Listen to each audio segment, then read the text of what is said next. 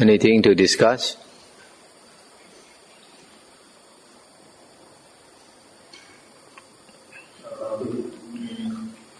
In the story of Buddha, he said that he went out and saw an old man, a sick man, a dead man, and a monk. So monks do exist. Even before when Buddha did not actually found this before method of progressing in growth, monks do exist already. Yes. All the time, like in India, you have what they call renunciants, different types of renunciants. Some don't wear robe at all, some are naked ascetics. Some will wear robes, different styles. It's a tradition, because to dye the robes, normally ascetics, they collect the rag robes from corpses, from the roadside and all that. Then they need to dye it a certain color to identify themselves. So they use the wood of trees, like the jackfruit tree. In Thailand they still do. They cut the jackfruit tree wood into pieces. They boil it until it becomes thick. Then they soak the cloth in there, you will soak the color. So that is sometimes they call it the ochre color. Ochre robes instead of yellow robes. It's not really yellow, it's like this, brownish.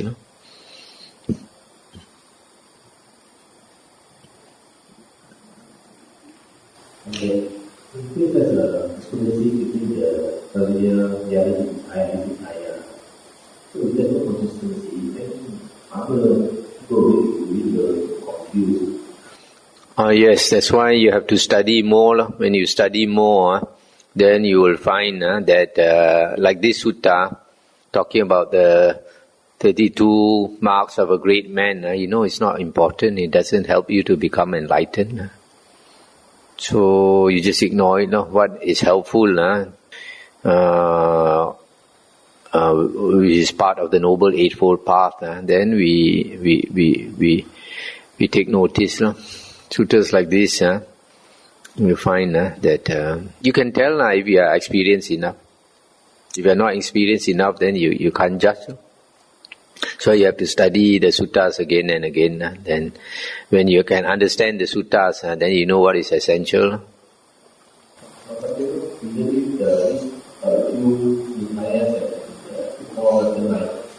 Yes, even though it's recognized because it's passed through different hands for thousands of years, 2,500. So like this, is the percentage of it is very low.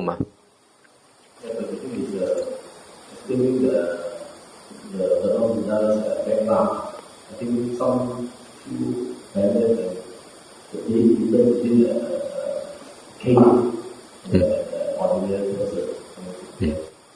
So, I don't get your point.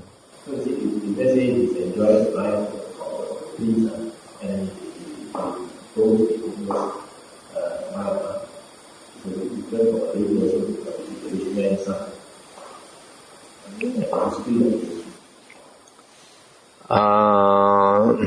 We actually, as far as other Buddhas are concerned, we find in the other suttas, the Buddha does not talk about in detail about other Buddhas. So from this sutta, you find that many things are actually from the Buddha's life story. So they have taken it from there and put inside here. That's why certain things also certain things you find it's hard to believe, like that the baby is just born and he can take 7 steps and proclaim that he's highest in the world and all these things are just logic. So as far as life of luxury is in the Vinaya books. The Buddha said when he was young, his father was rich, and not only the Buddha, even other disciples of the Buddha, I think like Anuruddha, also described that his parents were very rich and built 3 mansions for him. So the Buddha also the same. The father built 3 mansions for him for the 3 different seasons. So it's just like some people come from a very rich family nowadays. That's all.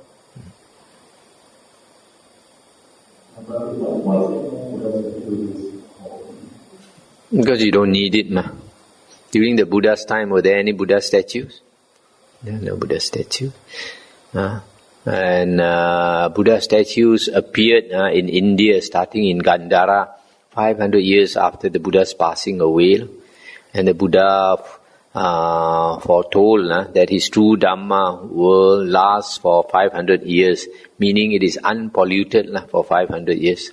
And after 500 years, you find the Mahayana books appeared, and also the Hinayana books like Abhidhamma and commentaries and later books like Visuddhimagga and all these things. So because of wrong view that people, instead of the Buddha's teaching is that we must strive ourselves. You can't pray to somebody for help. So the purpose of Buddha statues is for you to pray for help. So we don't pray for help, so why should we need Buddha statues? To pray to Buddha statues shows wrong view.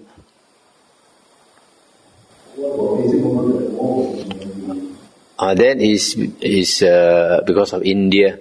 The Buddhas are supposed to be born in India, and that is a special place. So we face that direction when we bow down. Better, to me, it's better to face India and bow than to face a statue and bow. At the beginning of the talk, you mentioned that 99.9% is Pajika Buddha. Yeah. And only a very small amount would like to be Sammasambuddha. And from your other talk, you mentioned that the only difference between a Sammasambuddha and a Pajika Buddha is that a Pajika Buddha does not teach, but he knows exactly the same as the Sammasambuddha. Is there any support for that in the Sutta? Because I heard some others say that the Pajika Buddha does not know exactly as a Sammasambuddha, and he cannot teach. Is there any support for that in the Sutta?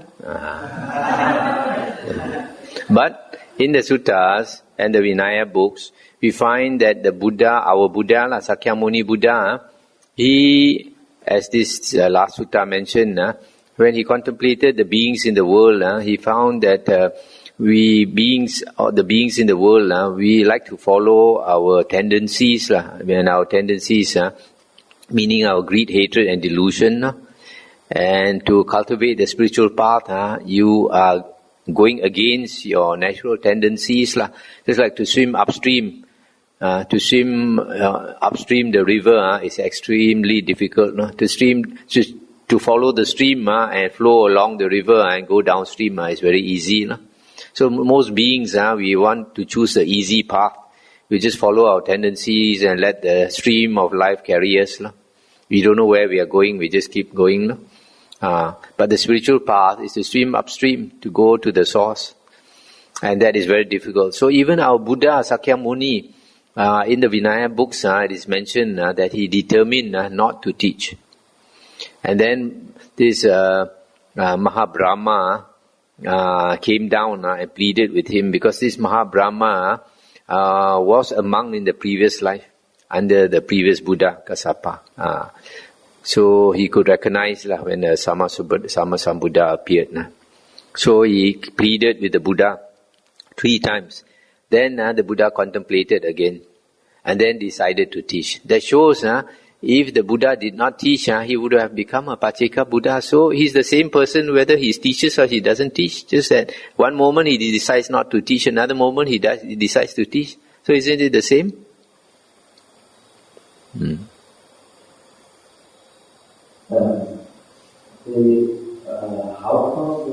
How come the previous Buddhas from example 91 eras before were in the same they were Brahmins as well? How come? No, according to the sutta we just read, some of them were from the Khattiya clan, the warrior caste, and some of them were from the Brahmin caste. That is hard to say. It might not be true. Since we already said that a lot of things in this sutta cannot be believed, so probably that was just a conjecture. There was a sutta when Ananda asked the Buddha, so 50% of the whole that you will find in the future, and the Buddha replied, no, 100% of the whole that you will find in the future. If the Buddha knows this fact, then one person is either 3 times by this Mahabrahma.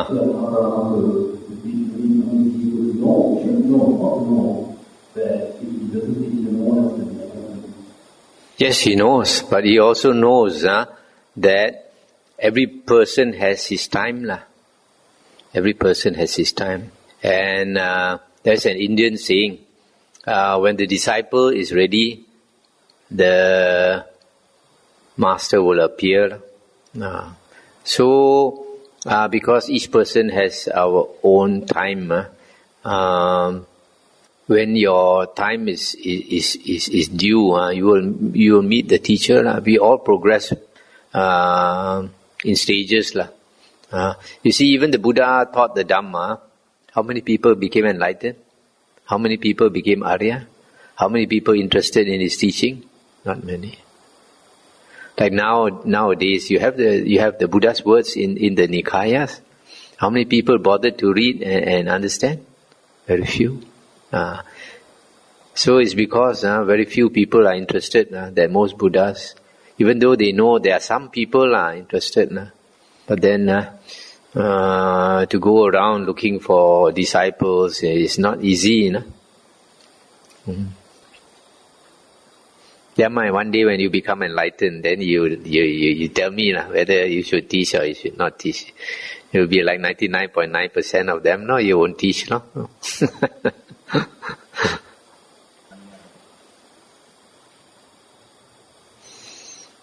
In the Digha Nikaya, they mentioned that the Buddha, when he see an old man, he wants to contemplate that he can old again. So he comes to contradict the Digha Nikaya. Say again. In the Digha Nikaya, the Buddha mentioned that when he was young and he an old person, he not contemplate that one day he was going to come home and he not shape or old person. Yes. Yeah, I mentioned that it's ridiculous that he has to go out to see an old man, to see a sick man and all that. You don't have to go anywhere, you can see it in your own family. Because in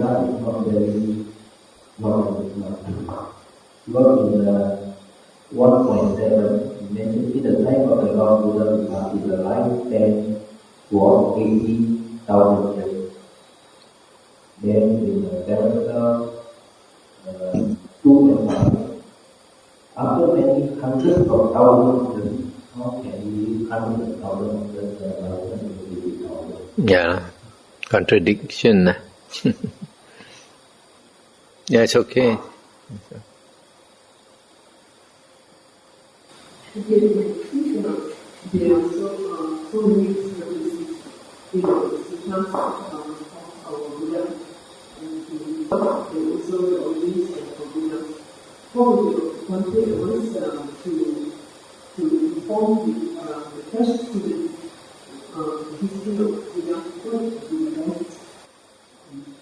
You see, these contradictions, they only appear in such suttas which try to praise the Buddha or the Bodhisattva and put it up on a high seat. But as far as the Dhamma is concerned, there's not much contradiction. When it comes to, the hardcore Dhamma, there's not much, there's hardly any contradiction you can find. It's only these praises of the Buddha and all that. These stories, these are stories. So you find this type of contradiction. So you can tell if you are well read in the suttas that this is so. Anyway, people who have listened to my Dhamma talks, some of them they wake up And then they realize, like Sunday school teachers teaching all the children, that when the Buddha was born, he took 7 steps and proclaimed he's the highest in the world, and all this is a bit ridiculous. So, but then it's in their syllabus. They are asked to teach like that, so it's very hard.